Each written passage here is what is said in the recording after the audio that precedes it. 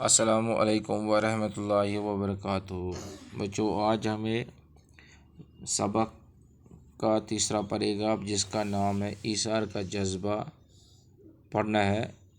تیسرا پیراگراف پڑھنے سے پہلے ہم پہلے دو پیراگرافوں کے بارے میں تھوڑا بہت اور جانکاری حاصل کریں گے۔ بچوں، جیسا کہ آپ کو پتہ ہے، شیبہ اور عدنان وہ شہر کے رئیسوں میں شمار کیا جاتے تھے، لیکن چونکہ اگر ان کے پاس کوئی دولت نہ تھی، وہ تو اولاد کی کمی تھی۔ آخرکار اولاد کو حاصل کرنے کے لیے انہوں نے ڈاکٹروں کے چکر کٹوائے، درگاہوں پر گئے، وقتی طور پر جو عالم تھے، جو بزرگ تھے، ان کے پاس گئے، لیکن اولاد کی کمی کو پورا نہ کر سکے۔ آخرکار دوستوں، ہمسایوں اور رشتہ داروں نے یہ صلاح دیا، یا تو آپ دوسری شادی کر لیں یا بچہ گود لیں۔ چونکہ عدنان ایسا ہی کرتا، وہ علاج کرتا، لیکن اس کی جو بیوی تھی اس نے اس کو کہا یا تو آپ شادی کر لیں یا تو آپ بچہ گود لیں۔ آخرکار یہ فیصلہ ہوا کہ اس نے ایک بچے کو گود لیا جس کے ماں باپ حادثے میں شکار ہو گئے تھے۔ اس بچے کا انہوں نے نام زین رکھا، کیونکہ انہوں نے دنیا کی ہر ایک جو بھی اس وقت اس کے لیے صحیح تھا وہ فراہم کیا۔ پرورش کے ساتھ ساتھ انہوں نے اس کو تعلیم دی، تعلیم حاصل کرتا رہا، لیکن کچھ وقت یوں ہی گزر گیا۔ اس کی ماں کے ہاں اب 2 بچے پیدا ہو گئے، جس کی وجہ سے اس کی ماں کا محبت اب اس کی طرف تھوڑا کم ہونے لگا، چونکہ جو اس کا باپ تھا عدنان، وہ پہلے ہی کی طرح اس سے پیار کرتا تھا، لیکن وہ تجارت کے ساتھ اس طرح محو تھا کہ اس کو وقت کم ہی ملتا تھا۔ ماں کی اس برتاؤ کو اب زین سمجھ چکا تھا، لیکن وہ اپنے آپ کو قابو میں رکھتا تھا اور ماں کی اس برتاؤ کو برداشت کرتا رہا۔ لیکن ایک دن جب وہ کالج سے گھر آ رہا تھا تو ماں باپ کی گفتگو سنی، جس کے دوران اس کا یہ راز اس پر فاش ہو گیا کہ وہ ان کا اپنا اولاد نہیں ہے، بلکہ اس کو گود لیا گیا ہے۔ دوسری طرف اس کے جو 2 بھائی تھے، ان کا بھی اس کے ساتھ اٹھنا بیٹھنا ٹھیک نہیں تھا۔ ماں کے برتاؤ نے زین کے دونوں بھائیوں کو مزاج کو بھی متاثر کیا تھا، کیونکہ اس کی ماں جو تھی اس نے اپنے اس برتاؤ کا اثر اپنے دونوں بیٹوں پر ڈال دیا تھا، جس کی وجہ سے وہ عدنان سے نفرت کرنے لگے۔ چونکہ اب زین نے جب MA کی ڈگری حاصل کی تو ماں اور بھائیوں کے برتاؤ نے آخر اسے گھر سے کنارہ کش ہونے پر مجبور کر دیا۔ اس طرح وہ ایک رات کسی کو کچھ بتائے بغیر نہ جانے کدھر نکل پڑا۔ اس پٲٹھۍ دپان یُس ہسا أمِس ماجہِ ہُنٛد برتاو تہٕ بایَن ہُنٛد برتاو اوس،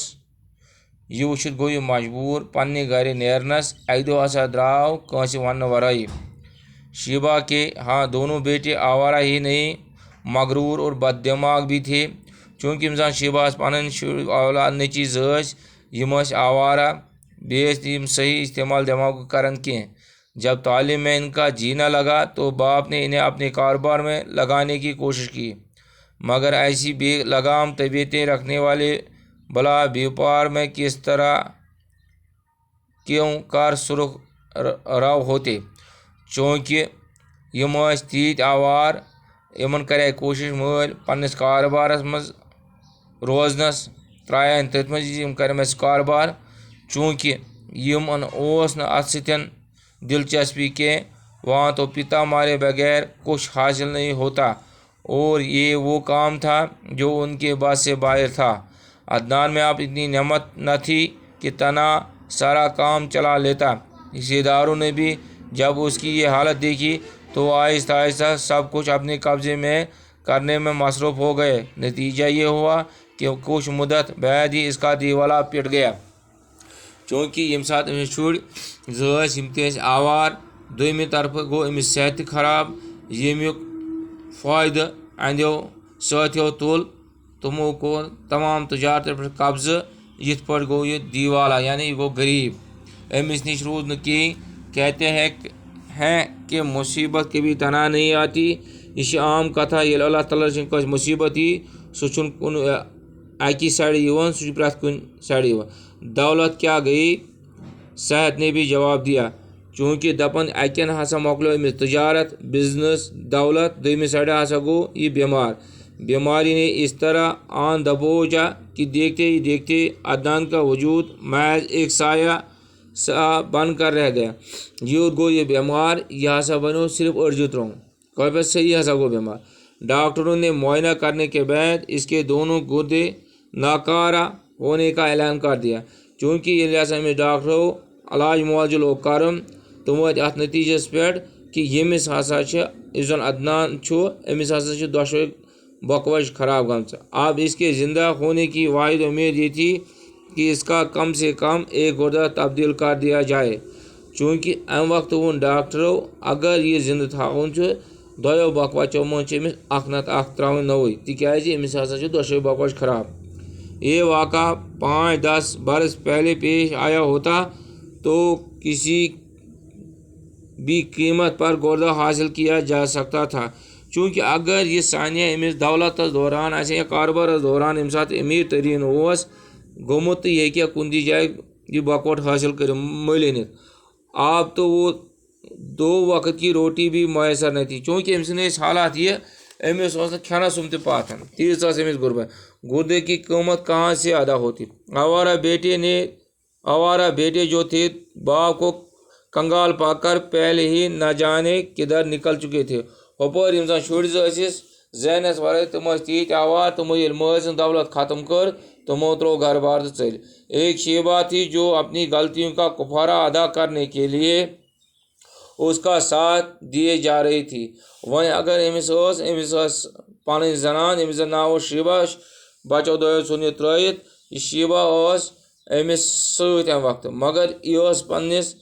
یُس زن أمۍ پٔتِم ویوہار اوس کوٚرمُت پننِس گۄڈنِکِس نیٚچوِس سۭتۍ تمیُک پچھتاو کران اپنی اپنی جگہ پر دونوں کو یہ خیال آپ